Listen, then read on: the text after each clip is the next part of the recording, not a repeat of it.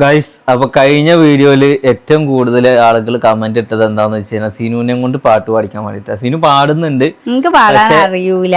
ഓള് പാടുന്നത് നിർത്താതെ പാടുകയാണ്. അപ്പൊ ഞാൻ ജസ്റ്റ് ഓൾക്ക് റിഹേഴ്സൽ കൊടുത്ത. നമ്മൾ വലിയ പാട്ടുകാരനൊന്നല്ല, ഈ ന്യൂഫന്റെ പാട്ട് പോരാന്ന് പറഞ്ഞാലും കുഴപ്പമൊന്നുമില്ല. പക്ഷെ ഏകദേശം എനിക്ക് അറിയുന്ന രീതിക്ക് ഞാൻ ഓൾക്ക് പറഞ്ഞു കൊടുക്കുകയാണ് കേട്ടോ. മഹമൂദരേ കാണുന്ന മുൻപേ എനിക്കു വേണ്ട സുവർഗം, നബി മുത്തിനെ പുണർന്നില്ലെങ്കിൽ എനിക്ക് ജന്മം നരകം. ഓക്കെ, ബാക്കി ഫുള്ള് ഈ പാടിക്കോട്ടോ. ഏത് പോലെ പാടുന്നല്ലോ.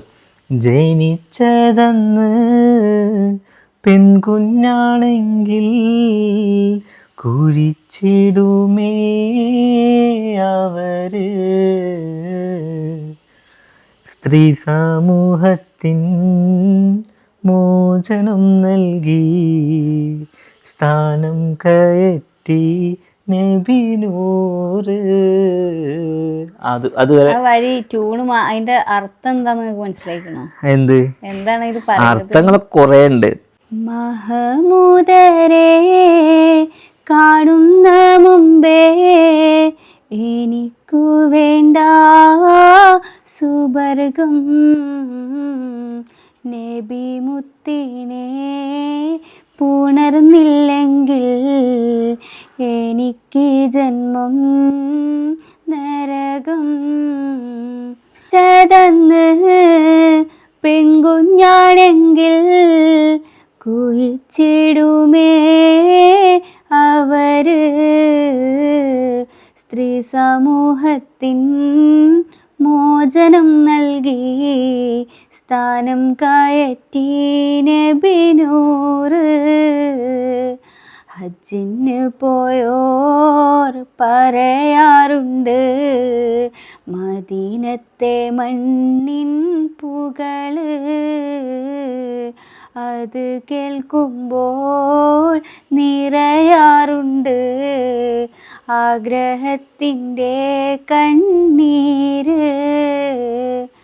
സക്കറാത്തിൻ്റെ നേരത്ത് പോലും വിളിച്ചു നബി ഉമ്മത്ത്,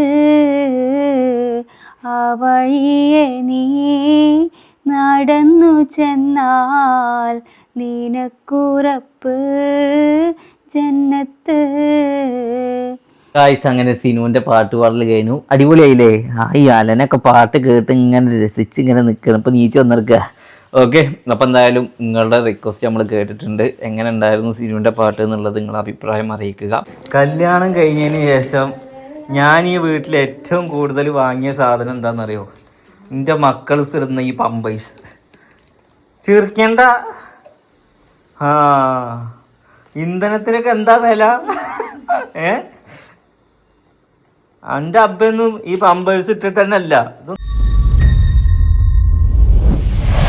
അപ്പൊ നമ്മൾ ഈ പമ്പേഴ്സ് ഇട്ട് കൊടുക്കണം എന്താന്ന് വെച്ച് കഴിഞ്ഞാൽ ഇപ്പൊ പറയൂ, ഇന്റെ കൂടെ ഈ കുട്ടി ഡയറ്റിന്റെ ഫുഡൊക്കെ കഴിക്കും. അപ്പോൾ അതില് ഈ യോഗട്ടൊക്കെ മോശം പോകുന്ന സംഭവമാണ്. അപ്പോൾ ഈ പമ്പേഴ്സ് ലീക്കാവുക, അല്ലെങ്കിൽ ഈ സോഫയിലൊക്കെ വന്ന് ഇരുന്നിട്ട് ലീക്കാക്കി കഴിഞ്ഞ് കഴിഞ്ഞാൽ ഇതിലേറെ ഇരട്ടി പണിയാവും. അപ്പോൾ പിന്നെ ഈ കാർപ്പറ്റും കാര്യങ്ങളൊക്കെ നാശാവും.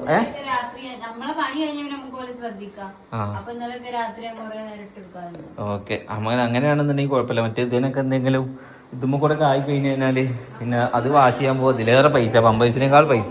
അപ്പം ഇനി നമ്മളെന്താ വെച്ചാൽ ഇപ്പോൾ ഓൾക്കായിട്ടുള്ളൊരു കക്കൂസ് പോലത്തെ ഒരു സാധനമൊക്കെ ഓർഡർ ചെയ്ത് വാങ്ങിയിട്ടുണ്ട്. അതിൽ ഇരുത്തലൊക്കെ ഉണ്ട്. പക്ഷെ അതിലിങ്ങനെയൊക്കെ പൊരുത്തപ്പെട്ട് വരുന്നുള്ളൂ അല്ലേ?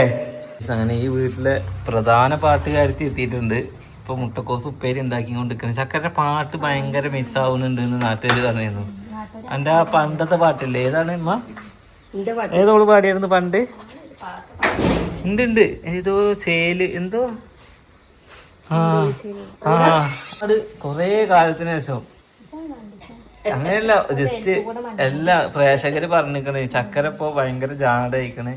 ചക്കര ഈ ചാനലിലൊന്നും നിന്ന് പാട്ട് പാടണമൊന്നുമില്ല. അല്ലേ? അങ്ങനെയല്ല, ജസ്റ്റ് നോക്കട്ടെ അമ്പിളിച്ചേലുള്ള അല്ലേ? ഇപ്പൊ സീനു വരെ ഇപ്പൊ പാടിപ്പിച്ചിട്ടാ ഞാൻ പോന്നിക്കണേ. ജസ്റ്റ് അമ്പിളിച്ചേ അല്ലെങ്കിൽ പുതിയ ഏതെങ്കിലും തമിഴ് പാട്ട് പാടിക്കോ. അത് പാടാൻ പറയുമ്പോ ഇഷ്ടമില്ലാത്തവരോടൊന്നും പാടിപ്പിച്ചൂല.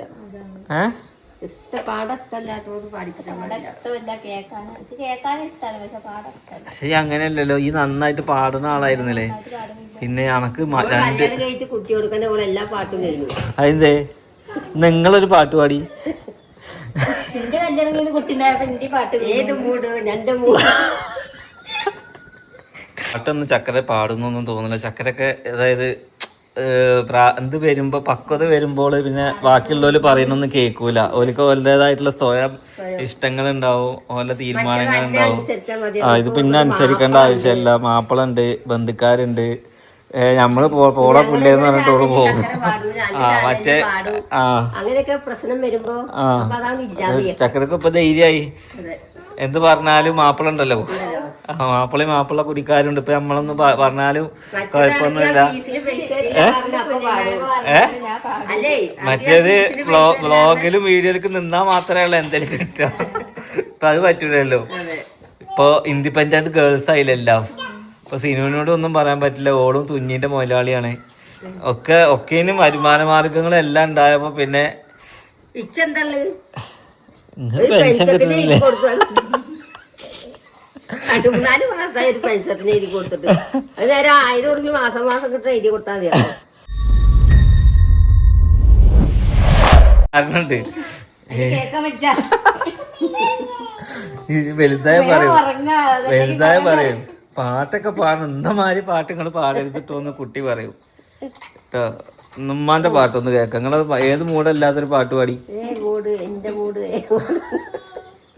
ഗൈസ്, അപ്പൊ എന്തായാലും ചക്കരയുടെ അനുഭവങ്ങൾ ചക്കര പറയാൻ വേണ്ടി പോവാണ്. ഇതിൽ കയറി നിങ്ങളുടെ അനുഭവങ്ങൾ പറയരുത് കേട്ടോ.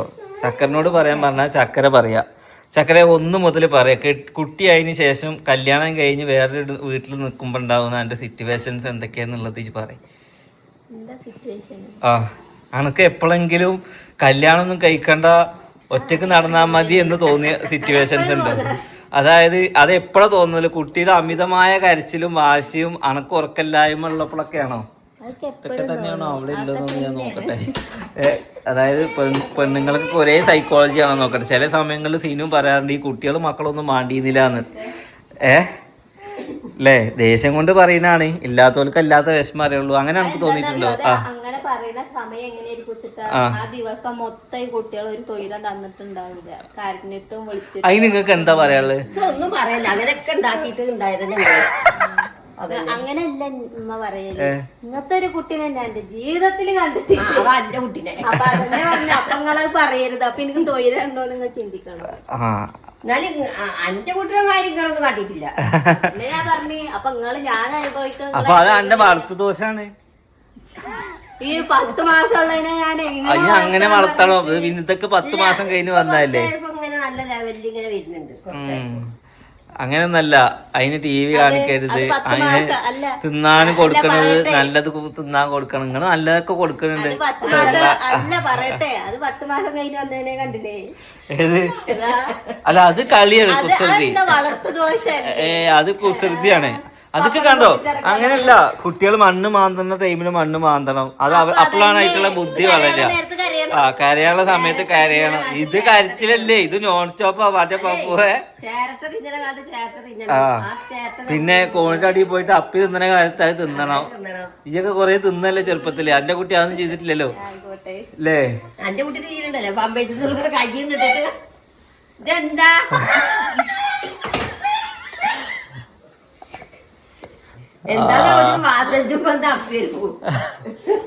അയച്ചൊക്കെ അറിയാനുള്ള ബുദ്ധിയാവണുള്ളൂ അല്ലേ? അപ്പൊ എന്തായാലും ആ മക്കളെ മുഖത്ത് നോക്കിട്ട് അങ്ങനെ ഒന്നും പറയല്ലേ. എന്തൊരു പാവ നോക്കിയൊക്കെ നിഷ്കളങ്കൻ.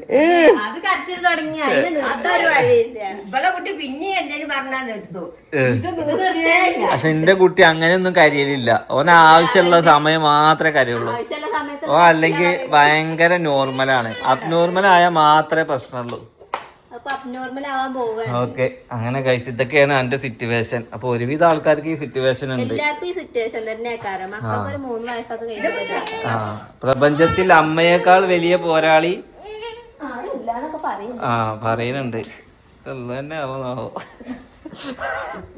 ചില നേരത്തെ അച്ഛന്മാരാണ് യഥാർത്ഥ പോരാളികൾ. ഇപ്പത്തെ കാലത്ത് അമ്മയല്ല കേട്ടോ പോരാളി, ഈക്വൽ പോരാളികൾ.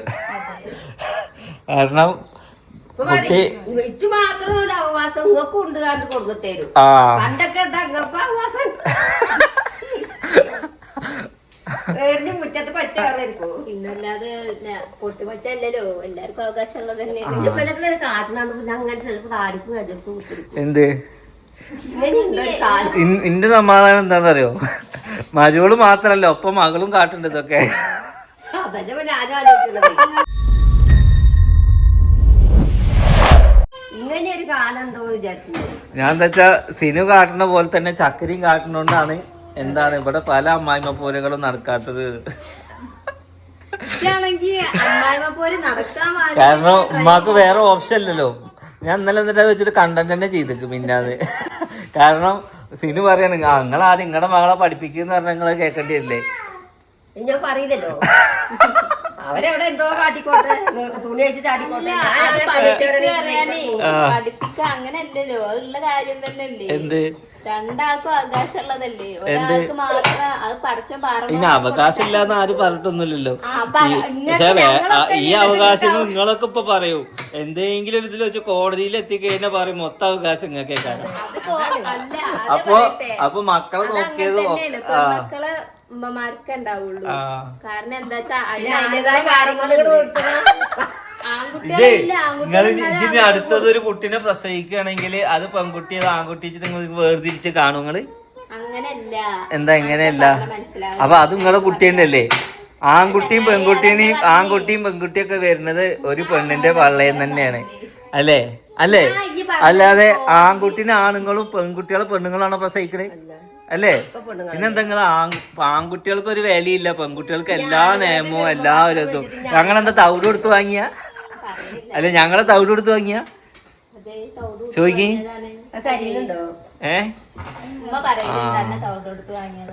എന്തായാലും അങ്ങനെ ഗൈസ്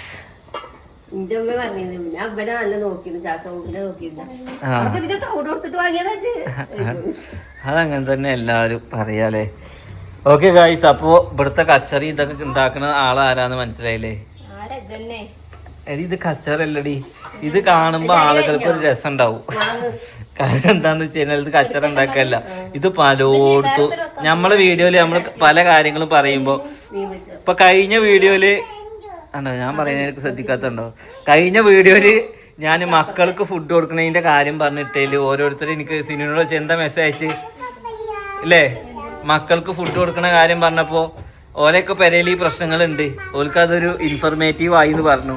അപ്പൊ നമ്മളുടെ ഇടയിൽ അതില്ലെങ്കിൽ പോലും നമ്മളത് ഇങ്ങനെ പറയുമ്പോ ചിലവരുടെ ജീവിതത്തിൽ ഇത് നടക്കുന്നുണ്ട് കേട്ടോ. ഓക്കെ, അപ്പൊ എന്തായാലും ഗൈസ് നെക്സ്റ്റ് നല്ലൊരു വീഡിയോ ആയിട്ട് കാണാം. എൻ്റെ ഐബു ഇവിടെ നിൽക്കുന്നുണ്ട് അല്ലേ? ചക്കര ഒരു പാട്ട് പാടിയിട്ട് വൈൻഡപ്പ് ആക്കുകയാണെങ്കിൽ വൃത്തിയായി. അല്ലെങ്കിൽ എൻ്റെ പഴയ പാട്ട് ഞാൻ എടുത്തിട്ടാ മതിയോ?